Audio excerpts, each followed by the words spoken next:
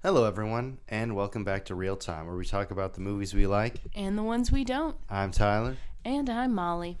We just got back from the latest Godzilla movie from Toho, Godzilla Minus One. Why'd you do that? To make it sound dramatic. It didn't. Oh, well, I tried at least. No, you didn't.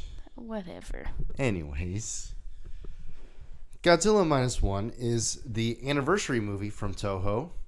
It is celebrating the 70th anniversary of Godzilla, even though it's really the 69th birthday of Godzilla last month.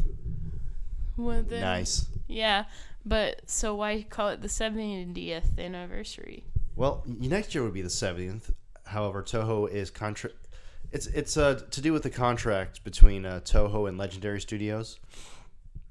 Toho can't release a Godzilla movie the same year as Legendary. Legendary is releasing Godzilla X Kong. I forgot the subtitle of that movie, but they're releasing the next Godzilla vs. Kong movie next year. So Toho is releasing their anniversary movie this year. But it's okay, though, because it's the start of the 70th year, so it counts. Yeah, that counts. It's almost 2024, so yeah. Anyways, so... Damn cat. Godzilla has been around for 70 years, and I'm going to save the long backstory for next year, but just to speed things through, Godzilla was created after, of course, the bombings of Hiroshima and Nagasaki, and after the Lucky Dragon incident that resulted from Castle Bravo being a much bigger hydrogen bomb yield than U.S. scientists were aware. This led to Tomoyuki Tanaka looking out over the Japanese Sea after failing to obtain visas for a Japanese-Indonesian production because post-war sentiments towards the Japanese were still pretty negative at the time in Indonesia. So Toho needed something to release that year to fit in the schedule. Bing, bang, boom. We have Godzilla. Yeah, a pretty interesting beginning. Yeah, and this latest reboot, because, well, I hope it leads to another series. This latest reboot takes place a few years after the end of World War II and the atomic bombings of Japan. It focuses on an ex-kamikaze pilot, Koichi Shikishima, played by Ryunosuke Kamiki. I'm gonna butcher these names. I am so sorry, all of you fine people. He lands on Odo Island, a mainstay if you're a fan of the Godzilla movies like me. After he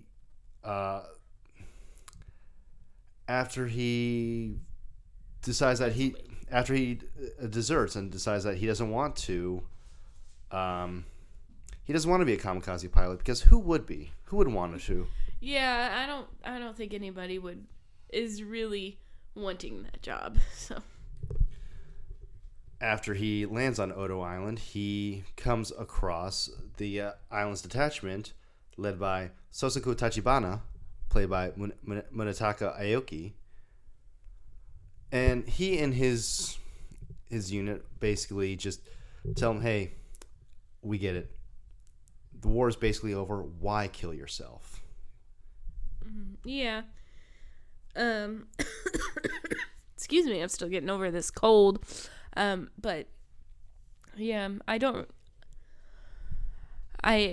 sorry.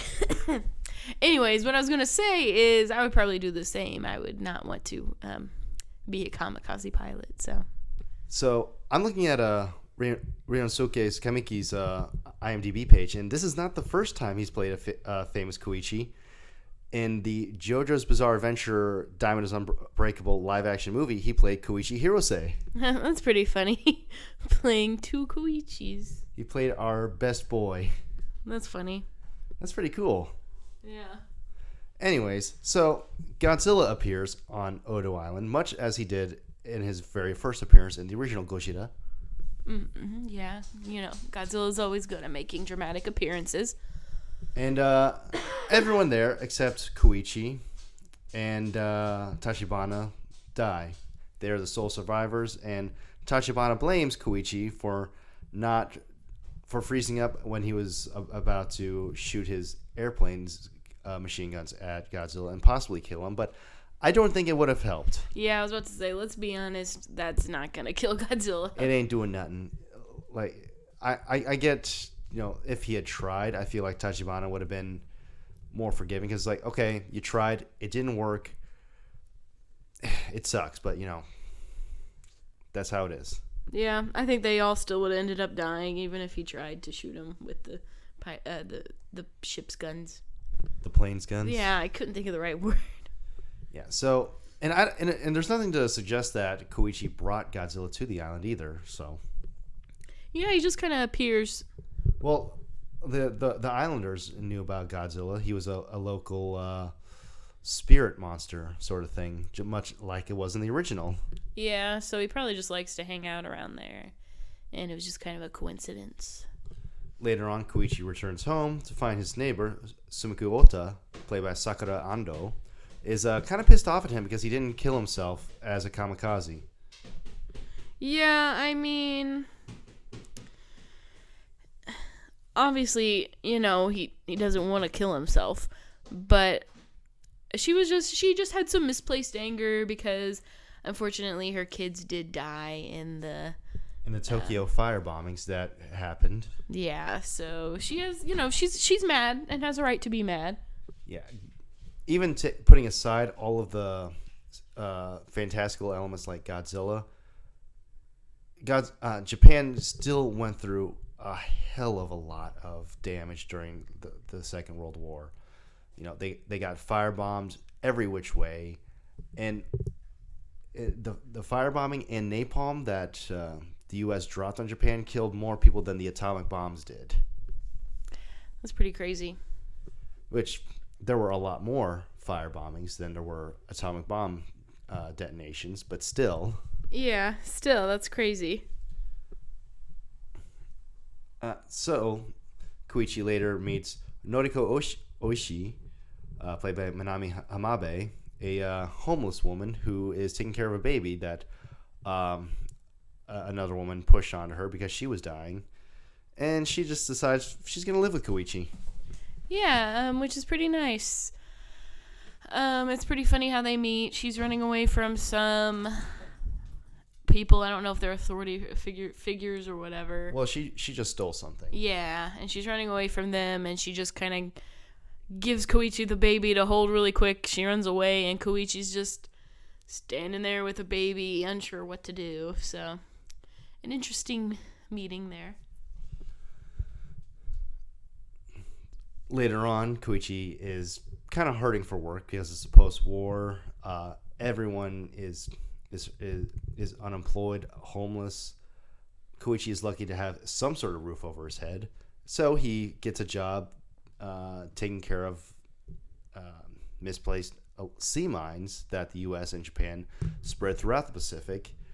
And there he meets Yoji Akutsu, the captain of the boat, played by Kuranosuke Sasaki. Kenji Noda, an older gentleman, played by Hidetaka Yoshioka, also on the ship. He's the smart guy, right? Yes, he is. Doctor. And Tadayuki Saito, played by Yuya Endo, the kid of the group. A younger guy. So the four of them do their job, and eventually they discover Godzilla again after he just wrecked a U.S. naval ship. Yeah, they're sent to go look at the wreckage of this ship, and I guess they're seeing what caused it or whatever, but they're kind of just being sent out there as bait. Yeah, as bait for Godzilla. So that another ship can come in and hopefully destroy Godzilla, because the government knows about him, but they're going to keep that hush-hush because, yeah, Yeah, they don't want any of the citizens to know that there's a giant creature that could possibly kill them running around. So they do that, and eventually the ship does come, and doesn't really help. Now, granted, it did drive Godzilla off, but not before he absolutely atomized it with his atomic breath, Oh yeah, everyone on that ship died. like hilariously so. Yeah, they are dead. Real dead. And eventually, so throughout all of this, Koichi's PTSD from his first encounter with Godzilla gets triggered again, and he, at this point, him and Noriko have been living together a couple years. So, and they've been taking care of this kid, Akiko, and she treats them as her parents, but Koichi's really hesitant to let them in because he still has this own war of his to fight. And eventually he decides to try to move past it and try to live his life. Unfortunately, Godzilla makes landfall. Yeah, right where Noriko works. Yep. That's what I was trying to say. Yeah, real bad situation there. Although when he actually makes landfall there, and the theme starts playing, buddy, I was smiling ear to ear. That was so awesome. Oh yeah, he sure was. I looked over because I knew as soon as I heard that theme song, I was like, oh man, I bet he's like totally geeking out over there. And I looked, and you were like, smiling so hard. Yeah. To put this in perspective, the theater we went to was almost completely full. Okay. Yeah, it was. And I think there was maybe 2 or 3 women only among the sea of dudes. Yeah. Yeah, there was not a lot of women, but probably mostly girlfriends and wives who got dragged. That was my situation anyway. Don't act like you didn't have a good time, though. I did have a good time, yeah. So after Godzilla makes landfall, he starts wrecking stuff, of course, and after he fires his atomic breath, which I really like how it was utilized in this one. His back spines stick up, kind of like control rods for nuclear reactors, further exemplifying the atomic and nuclear factor of Godzilla. Because we see earlier that when the U.S. is I guess in this movie's timeline, Castle Bravo was moved up to 1946 because we're showing them detonating at Bikini Atoll where they did it in real life. And Godzilla's caught up in that.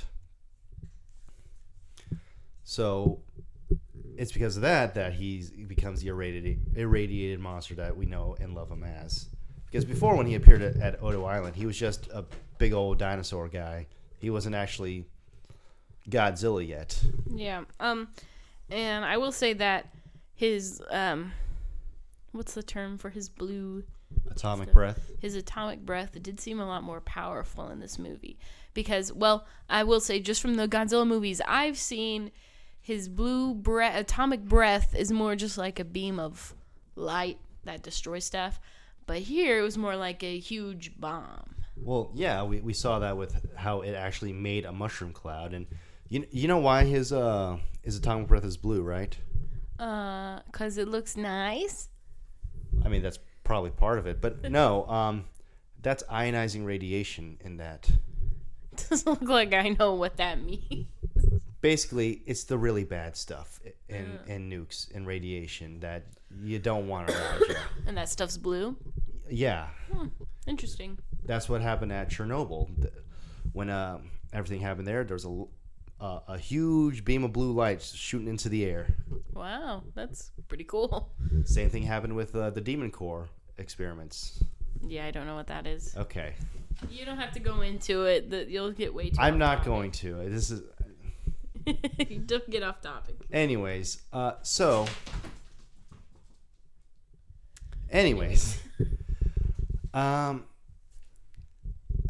Godzilla, Ginza, Noriko, and Koichi. Koichi finds Noriko and is trying to get her to safety because, of course.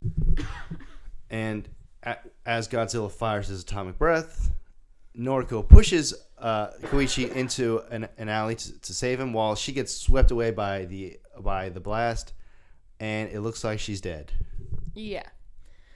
Keyword there. It looks like she's Well, dead. don't get there yet. Anyways. She's dead. She's so dead. Yeah, she did. And anyways. And afterwards, black rain starts falling, which happened at Hiroshima and Nagasaki after those nukes went off. Oh, that's interesting. I didn't know that. Afterwards, a private group of citizens of ex-Navy personnel come together to try to make a plan to kill Godzilla. And at the same time, Koichi is trying to find a plane or something so that he can use to, lure Godzilla to where they're going to do. Because what they're trying to do is they're trying to sink Godzilla down to a trench and then bring him back up so that he dies from decompression and the amount of pressure at the bottom of the ocean. Seems simple enough. Yeah. Pretty good scientific idea. Pretty creative. Yeah. And but what Koichi is also trying to do is he's trying to kamikaze Godzilla, because when they were when they launched some sea mines at him earlier, one in his mouth actually managed to do some damage to him. So he's thinking, if we do enough damage to like that, it's probably going to kill him. Yeah. Mm-hmm. So he and the doctor managed to find a plane. It's this prototype experimental thing that didn't actually see action, and so Koichi decides to get Tachibana back to help him. And what he does is he sends him a whole bunch of letters blaming him for what happened at Odo Island, which pisses him off and gets him to come after him, which I think is kind of smart. He wouldn't have came if Koichi just sent letters asking for help, which he spells it out. But still. Yeah, that is a really good idea because, he knew that the only way this guy was going to come after him is if he blamed him on something that was not his fault. Eventually, Tachibana does agree to help, and they do that. Meanwhile, the main plane is going off, and it gets really cool. There's this decoy destroyer. They tie Godzilla up with cables, and they're sinking him with Freon. So everything's going well until the cranes break, because Godzilla's a hefty boy. Mm-hmm.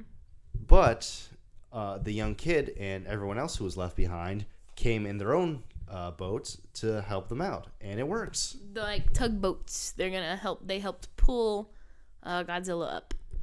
Yeah, and okay. So for the rest of it, spoiler alert.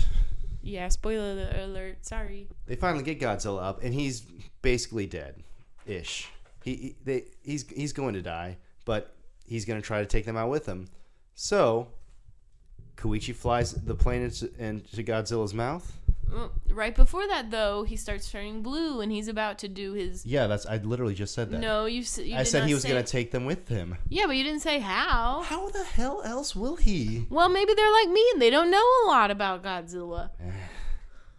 You have to explain. I will explain it. He turns blue, and his atomic breath is about to come out of his mouth. Don't look at me like that. Anyways, before I was so rudely interrupted, Koichi flies the plane into Godzilla's mouth, and it blows up, and it blows Godzilla's head up. But it turns out that there's an ejector seat in Koichi's plane, and he was able to get himself to safety. Yeah, the Mr. Tachibana added on an ejector seat so he could survive. Well, I think there was just one there because this was an experimental plane. It never actually saw service. I thought he added it on. Well, no, because I guess that would make sense because he would need the special seat. He wouldn't. Okay, you're probably right. I know. Whatever. And after they get back to land, they find out that Noriko's still alive. They couldn't find her, and she was just in a hospital. Yeah, she was just near death in a hospital, but she got a little better. Between the ejector seat and Noriko coming back to life, this is kind of a cheap ending. But part of me doesn't care because Koichi desperately deserves this. Yeah, he really needed a good ending, which I knew. I knew he was probably going to survive because they hinted that he does have his adoptive daughter to come back to. And it's hinted that there's something else extra in the plane you just don't know yet. And so I knew right away. I was thinking, oh, I bet that's a way out. Yeah, I was thinking that too when Tachibana reached to Koichi's seat. I was thinking, okay, please let that be an ejector seat. And for a second, when he crashed his plane into Godzilla's mouth, I was just thinking, please don't do this. Please don't do this. Please don't do this. Please don't do this. And then someone said, oh, look, he's up there. I'm just like, okay, I'm fine. I'm okay. Aniko has her dad back. Yeah. Mm-hmm. Yeah, she's a super cute girl, by the way. Adorable. And at the very end, we see Godzilla's beating heart starting to regenerate because we've seen him regenerate previously in this movie. So he's going to be back, maybe. Oh, yeah. Yeah, Godzilla's always back. Which, this was the same ending from Godzilla, Mothra, and King Ghidorah, Giant Monsters All Out Attack. At the end, Godzilla's beating heart started, beating again on the ocean floor. The Godzilla theme played, and it's like, yeah, he's going to be back. Yeah. Godzilla will always be back. So, what did you think of this movie? I liked it. I especially liked it a lot more than what I thought because, I'm just gonna be honest, with other Godzilla movies I've seen, it's just I'm not really an action movie person, so I was a little wary, especially when you said it was gonna be in Japanese, which that doesn't really matter, but yeah, I ended up liking it. I thought it was pretty good story. I felt for the characters. I really liked the characters. So, I think they did a pretty good job with this one. Yeah, I have to agree.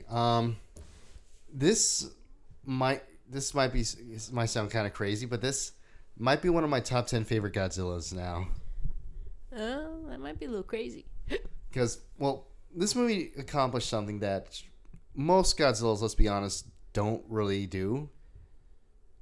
It made me care more about the characters than Godzilla. I agree. Most of the recent Godzilla movies I've seen, I'm like, I don't care for any of these human characters. They could all die, and I'd be okay with that. But in this movie, I was like, I do not want anyone to die. And more or less, nobody does. Yeah, which is nice. Sacrifice is good. It's nice to have stakes in your movie, but other times, let's let everyone live, please. So yeah, sometimes it's just nice to have a happy ending.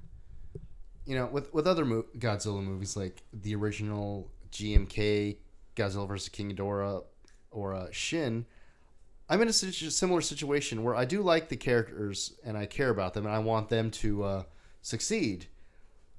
And sometimes with some of these, I desperately want them to succeed more than Godzilla does.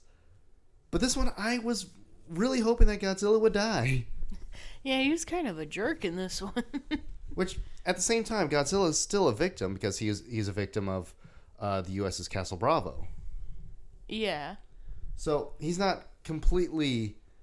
He's still a victim, but he's still hurting and killing people, which this is another thing that most other Godzilla movies don't do. This Godzilla was actively trying to kill people. On Odo Island, he was picking people up with his mouth and just throwing them all over the place. This Godzilla killed a lot of people deliberately. Yeah, and unprovoked too. It's one thing for Godzilla to be, tramping through your city and destroying things. He's not specifically looking for you to do that, okay? He's a force of nature, and he's going to do what, say, a hurricane or a tsunami or an earthquake are going to do. It's nothing personal. It's just their nature. So get the hell out of their way. Yeah, for real. This one, yeah, no, he don't care. He is killing you. He's gonna make it hurt. He's gonna be mean about it because screw you in particular, sir. Yeah, he just seemed extra mean in this one. Which it helps that he's smaller than some of the other Godzillas. Like this Godzilla's, from what I recall, he's only around 50 to 60 meters high. So I'm an American. That means it's about 150 to 200 feet, give or take. I have no idea. I'm just guesstimating here.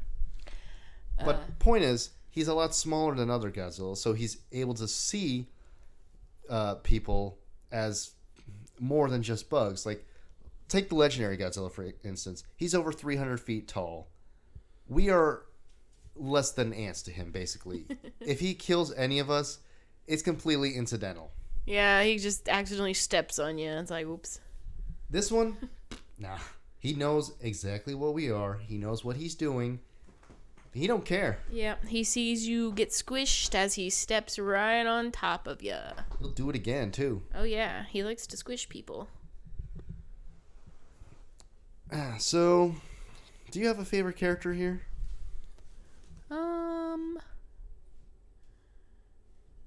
I kind of like the ragtag group of the boat crew? Yeah, the boat crew. I like the boat crew people. I like the doctor, and I like all the relationships they have with each other. Yeah, like you care about every single one of these characters and their relationships with each other. I do wish we could have seen a bit more, though. I mean, I know this movie's a little over 2 hours long, but I could have gone with some more. I wish we got more, which that's pretty good if I leave this movie wanting more. Yeah, that is good. Mm-hmm. So I think that'll wrap it up for us. We'll catch you guys next time. See you next time.